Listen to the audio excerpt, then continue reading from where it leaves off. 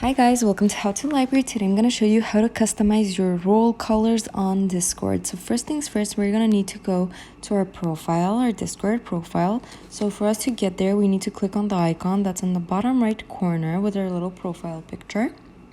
And that will take us here. And once we get here, we need to scroll down a bit until we find app settings. And then we have voice, appearance, and accessibility. We're gonna need to click on accessibility.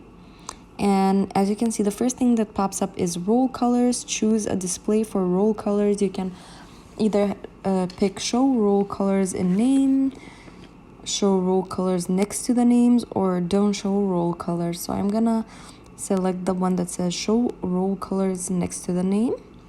And that's about it. That's how you do it. That's how you set your role colors on Discord.